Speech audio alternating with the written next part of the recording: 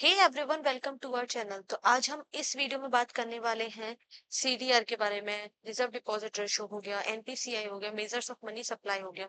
Means ये money and money supply का part 2 होने वाला है। बेसिकली पार्ट 1 में हमने बात ऑलरेडी कर चुके हैं कि मनी क्या होता है, इवोल्यूशन ऑफ मनी कैसे हुआ, फिएट मनी क्या होता है, लीगल टेंडर मनी क्या हुआ, और उसमें बहुत सारे कॉन्सेप्ट डिस्कस किए गए है ना। तो अब हम स्टार्ट करते हैं करेंसी डिपॉजिट रेशो से। और टाइम भी वैसे भी ज्यादा नहीं बचा है, क्योंकि पास में ही आने वाला है प्रीलिम्स यूपीएससी का, और एसएससी सीजीएल का मेंस भी आने वाला है। ठीक है, तो बिना टाइम वेस्ट किए हम स्टार्ट करते हैं। सीडीआर की अगर हम बात करें, सीडीआर क्या होता है? जो भी money held by the public in physical form, means physical currency cash में है, relative to the money supply held in the bank deposits. अगर हम बात करें सीडीआर की, तो सीडीआर में हम कैसे बोल सकते हैं?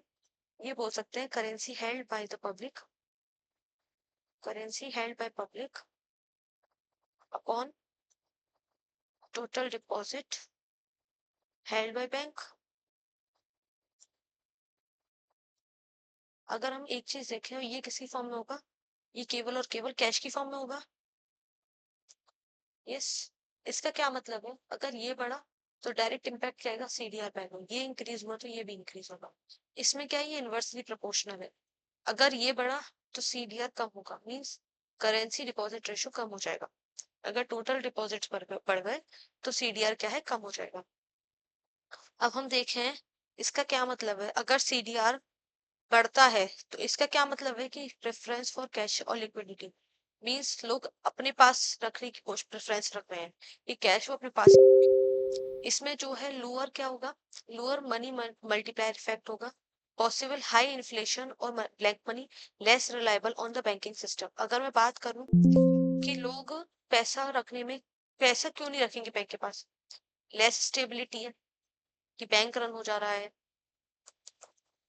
एटमोसफेयर अच्छा नहीं चल रहा, मींस मनी मल्टीप्लायर कम हो रहा है इकोनॉमी में।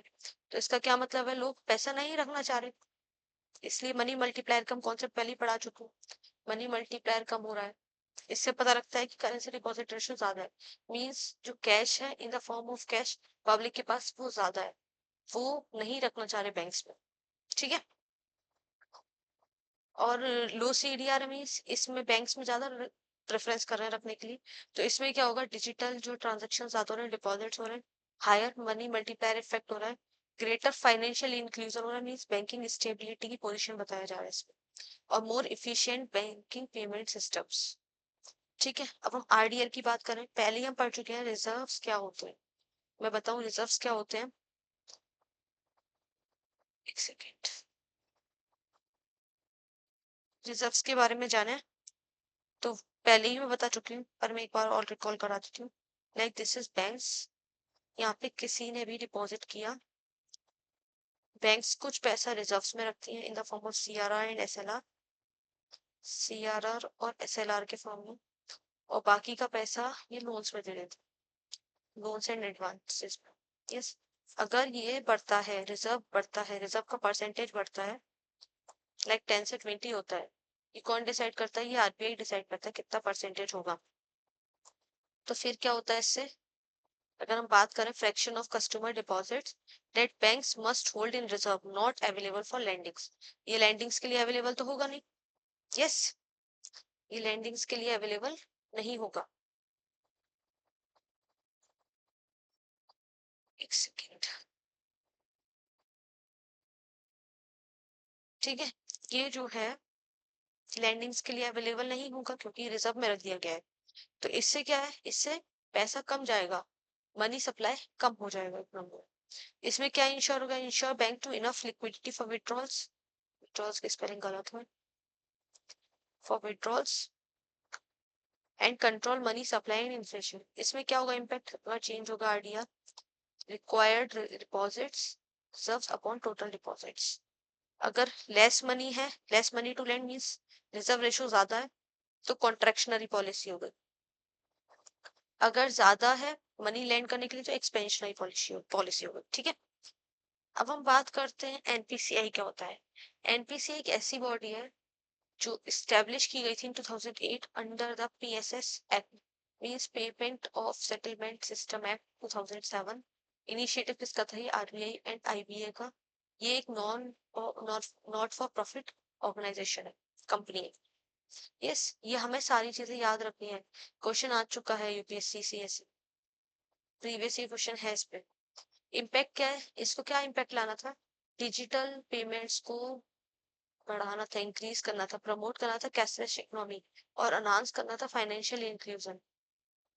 ठीक है, इसका मिशन क्या था कि to touch every Indian with one or other payment services, means digital India का इसका मिशन था एनपीसीआई का।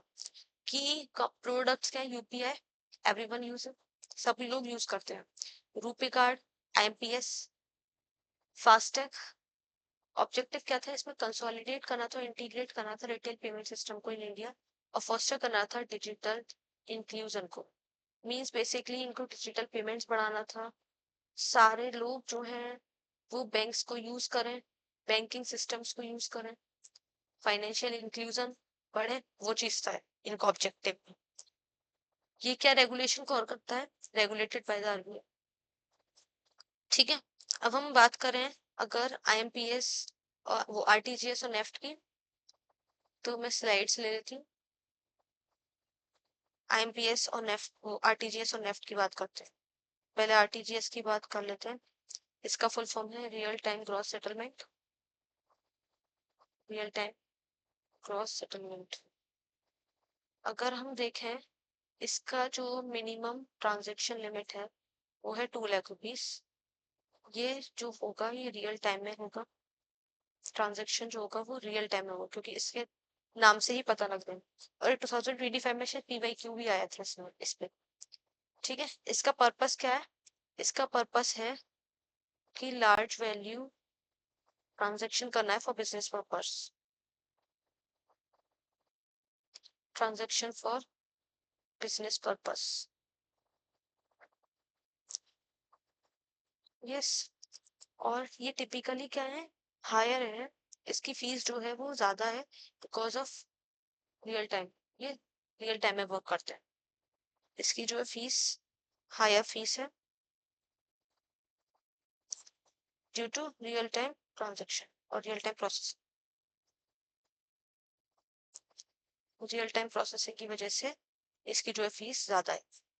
ठीक है, अब हम बात करें नेफ्ट की।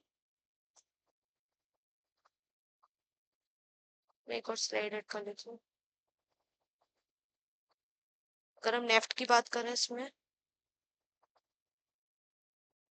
नेफ्ट में मिनिमम अमाउंट है 1 रुपीज, 1 रुपीज से अलाउड है। ये बैच में होता है, रियल टाइम में नहीं होता, इसलिए बैच में सेटलमेंट होता है। इसकी फिर फीस क्या है, लोअर होगी as compare to RTGS.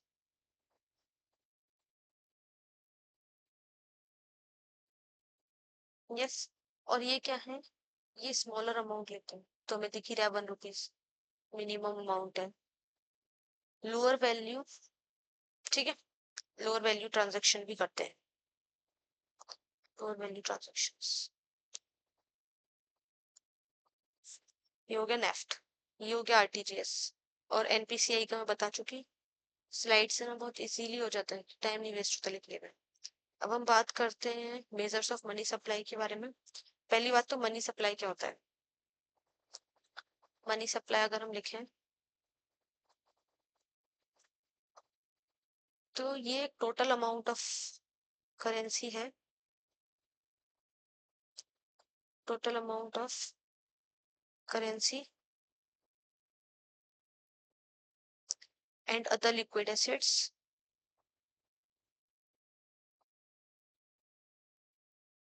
Available in Nations economy.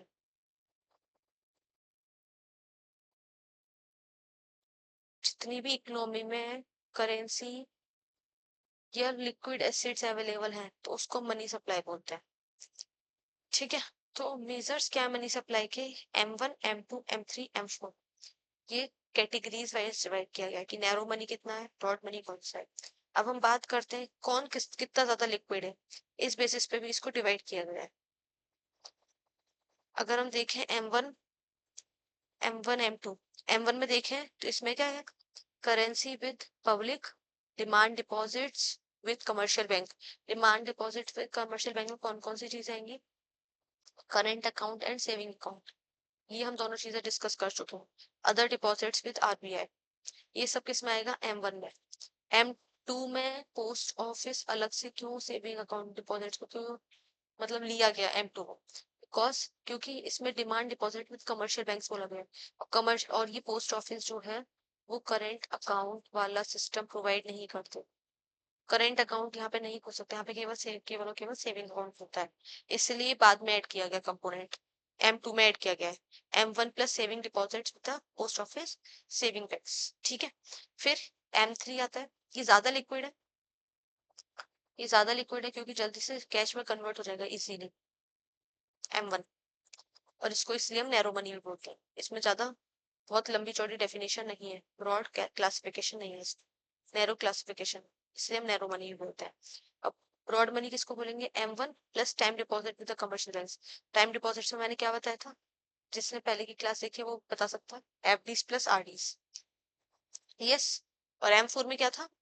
M4 में है M3 को ऐड किया plus total deposits of saving office post office saving account excluding national saving certificate. इससे क्या है, अगर हम ऐसे जाएंगे ना M1 M2 M3 M4 तक, तो इसमें लिक्विडिटी कम होती चली जाएगी, लिक्विडिटी कम होती चली जाएगी और ब्रॉडनेस बढ़ती चली जाएगी एंड ब्रॉडनेस इंक्रीजेस, ये है। इसमें हमने पोस्ट ऑफिस बता दिया मैंने, सेविंग अकाउंट क्यों इसमें लिया गया, क्योंकि पोस्ट ऑफिस जो है वो करंट अकाउंट की फैसिलिटी प्रोवाइड नहीं करता, यस। और इसमें टाइम डिपॉजिट्स ऐड किए गए कमर्शियल बैंक्स के।